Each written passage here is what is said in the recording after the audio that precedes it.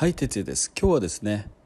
小西博之氏 VS 池田信夫氏法廷バトル勃発かというテーマでお話してみたいと思います。例の高市大臣をめぐる放送法がねじ曲げられた。そして民間のですね、民間だけじゃないけども、要は放送事業者に不当な圧力が加えられたんじゃないかというような、そういうことをめぐって今国会でいろいろ議論がなされているわけですよね。経過としてはあまりその事件性というか、放送法を議論して変えたとしてもそれは違法行為ではないので、しかも実際には変えてませんしね。それから個別の番組で、放送事業者を何か取り締まるとか弾圧したとかね、そういったこともないわけで、森かけ桜見たら分かるじゃないですか全然マスコミが萎縮したという形跡も全くないわけで、むしろどんどんやりすぎるぐらいやってたじゃないですか。だからこの問題は結局高市さんが議員辞職しなきゃいけないという話、あるいは大臣を辞めなきゃいけないという話では全くないんですけれどもね。ただ問題としては、この高市さんを擁護する、あるいは支援する、援護射撃する仲間があまりいないということなんですよね。これは小西さんたちが今やってるような追及を今度逆に自民党の議員が国会に立ってですね、一つ一つリズムで追及していくと高市さんに、ほとんど問題がないということがもうはっきりすると思うんでね、そういうことやってもらえればいいんだけど、なんかそういう人が出てこないですよね。それが非常に残念ですけども、しかし国会の外ではね、いろんな人がこの問題について論評してまして、特にその中でもひときわ法的にしっかりとしたというか、詳しいんでしょうね。池田信夫さんがかなり法律違反の問題で、立場としてはですね、どちらかというと高市早苗さん側に立った主張をしているわけですね。小西博之さんはこういう池田信夫さんの行っているような主張については、名誉毀損も含めて厳しく対応するということを最近言い始めましたよね。公権力を持った人が民間の人をそうやって言論弾圧するのはどういうことなんだというね、批判もありますけども、小西さんはそう思ってなくて、訴訟はやっていこうというふうな腹積もりのようですね。はい。で、例えばね、今朝なのかな、昨夜なのかちょっと分かりませんけども、このように小西さんはツイートされています。池田氏のこの発言を含めた一連の発言の違法性を検証しています。強力な法的措置を講じます。なお池田氏は森友事件に関して過去に私が他の訴訟で勝訴している同様の名誉毀損の発言をしており、その発言も法的措置の対象ですということで、本格的に訴訟を開始するという宣戦布告みたいな感じに今なってるようですね。で、池田さんがどういうことを言ってたかというとですね、この発言というのをちょっとね見てみますと、これ池田信夫さんのツイートですが、この問題のコアは大臣レクではなく小西の国家公務員法違反、秘密漏洩の共犯、この手の問題は西山事件のように報道の自由と絡むことが多いが、本件はそれを国会議員が政治利用したのだから極めて悪質だというふうに言ってますね。この西山事件というのは皆さんご存知でしょうかね。あれいつだったかね、1970年ぐらいでしたね。うろ覚えではっきり覚えてませんけど、当時の西山太吉さんだったかな、名前は。その西山さんという毎日新聞の記者がですね、ジャーナリストですよね。日米に沖縄返還に関わる密約があったということをですね、外務省の女性事務官から聞き出して、取材して聞き出したというかですね、お酒飲ましてね、恋愛関係になったのかな、不倫関係になったのか、ちょっとよくその辺はっきり覚えてませんけどね。もし興味あったら皆さん僕より詳しい人多いと思いますけどね、ネットとかで調べたら分かると思いますけど、女性にお酒を飲ましたりして、性的関係になったんですかね。それでそういう関係を利用して外務省の資料、機密資料というかな、そういうものを入手したということですね。持ち出させたということなんですね。これがいわゆる国家公務員法111条のそそのかし罪というのがあるそうですけども、秘密漏示そそのかし罪で起訴されたということなんですよ、この西山さんがね。で最終的には、取材の自由とか報道の自由とかいうことも絡んでなかなか難しい判決だったんですけど、最終的には有罪になったということなんですよね。ただここで池田さんが言ってるのは、報道の自由の問題と絡むことが多いけれども、本件はジャーナリストがやったことではないじゃないですか。国会議員がやったわけですね。この法の番人というか、法の番人でもないか、立法府の人間がこういうことをやったというので極めて悪質だと池田さんはおっしゃってるわけですね。次を見ますと、岸田首相のウクライナ訪問でも話題になっているように、日本は秘密の守れない国だという評価が定まっているそうですね。もう本当危険ですよね。岸田さんが実際にウクライナを訪問するちょっと前からずっと実況中継みたいにしてましたからね、日本は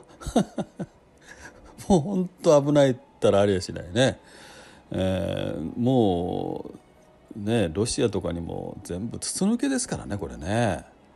本当危ないですよ。何か起こったらどうするんでしょうかね。日本の報道はもう全く秘密が守られないので怖いですよ。スパイ防止法もない国ですからね、この国はね。そういったこの法の不備を是正しようとしているのが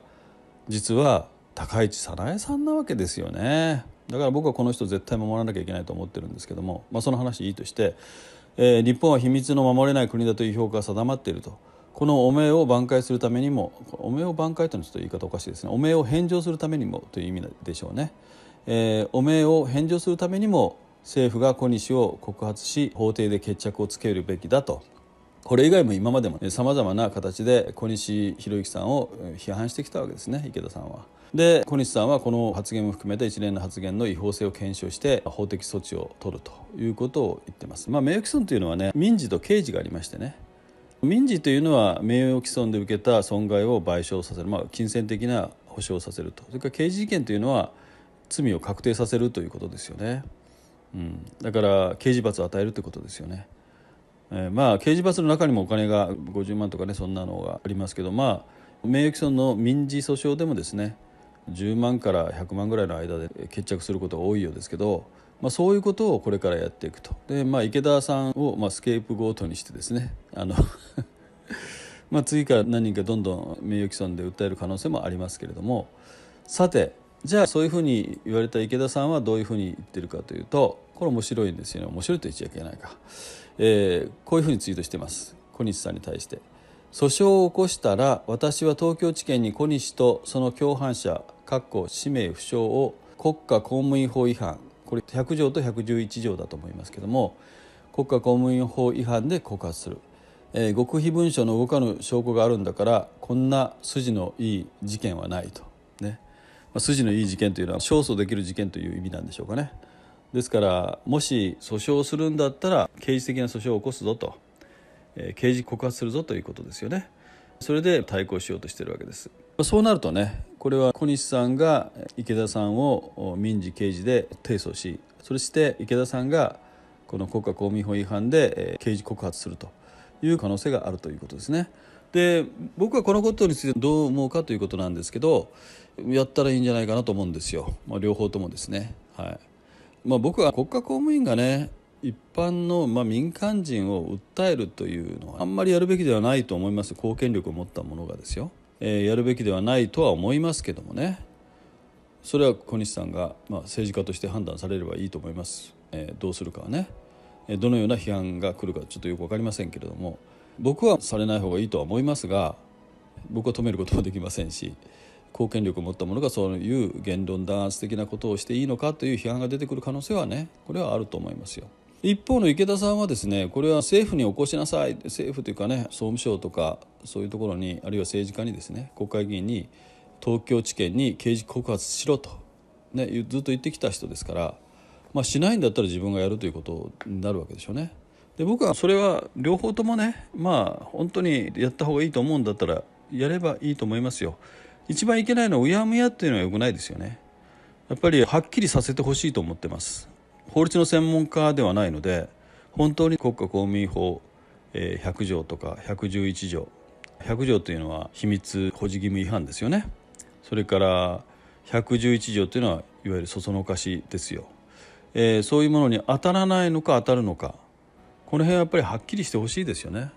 ですから訴訟合戦が起こるということはそれはそれでいいんじゃないかなと思うんですよ。このままうやむやになってなんとなく印象操作で高市さんは悪いやつだみたいなね、あるいは自民党安倍さんも悪いやつでその仲間だった高市さんは悪いやつでみたいなね、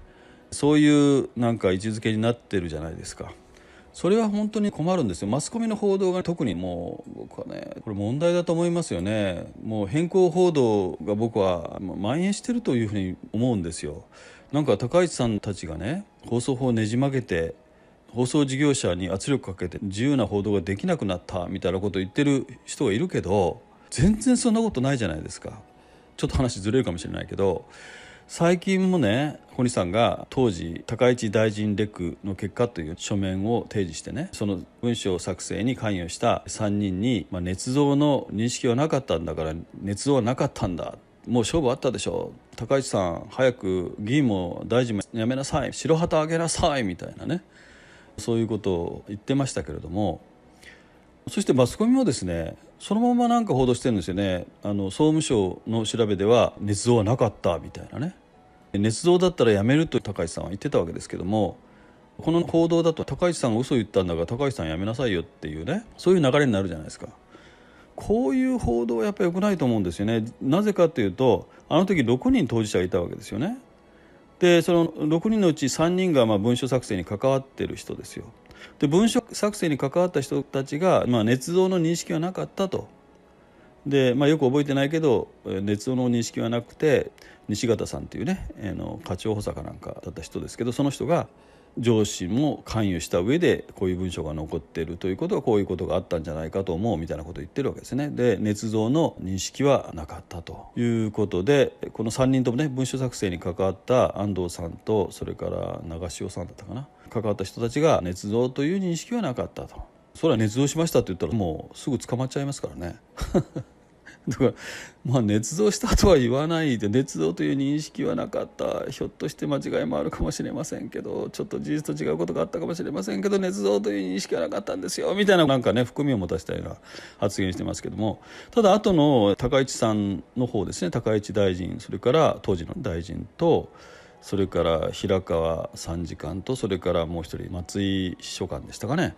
その3人は同席してたわけで、その3人はそういうことはなかったって言ってるわけですよね。要するにそういうことなかったから結局はここに高市大臣レクに書かれた内容というのは正確性はねあるとは言えないと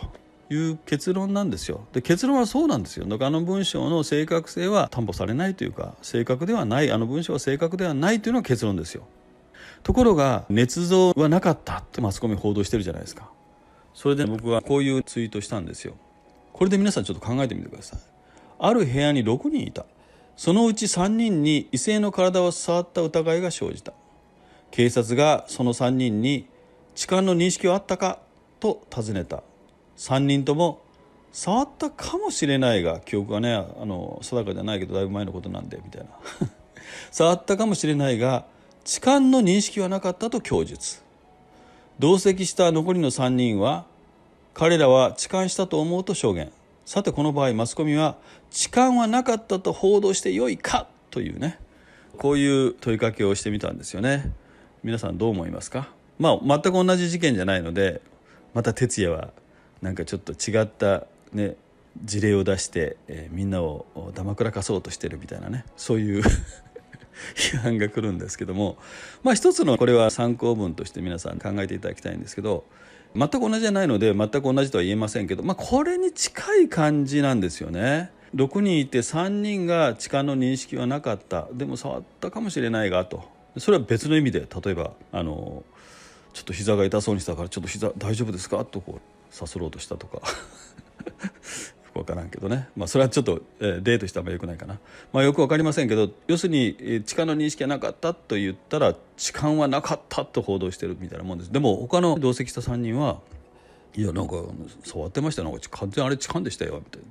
痴漢としか思えませんでしたみたいなねことを言ってた時に痴漢はなかったと報道しちゃいけないでしょう。そういうことで話だいぶそれましたけどね、僕は今言いたいのは、今高市さんをめぐるこの問題についてはやっぱりマスコミがかなり偏った報道をしていると僕は思うので、ネットでねこういうふうに検索したりしてねいろいろ検討している人はある程度正しい判断できると思うけども、マスコミだけを見てる人はね高市さんが悪いみたいなこの判断してる人結構いるんですよね。共同通信なんかそんな感じあるじゃないですか。そういう世論調査したらね、そういうマスコミの在り方という問題もあるけれどもですね、やっぱり真実はしっかりと追求し、またそれを伝えていくということがなされないといけない。この世の中そういうふうになっていかないといけないと思うんですよ。そういう意味においてね、司法の場で決着をつけるというのはね一つの方向性だと思うので、訴訟が起こること、司法の場でバトルが起こることはね、好ましいかどうかというのは別としてですね、一つの手段ではないかなと、ぜひね皆さんこういう問題今後訴訟の場でも争われる可能性がありますので、我々しっかり注目して、僕は高市さんをとにかく応援したいと、こういう濡れ衣みたいなことでね失脚してもらいたくはないと強く思ってますので、これからも、しっかりこの問題については注目していきたいと思っていますし、また皆さんもですね一緒に高市さんをしっかり支え応援していってくれればなと思っています。あなたはどうお考えでしょうか。ではまた。Good luck。 目覚めよ日本人。今回のようなお話に興味のある方はぜひチャンネル登録をよろしくお願いします。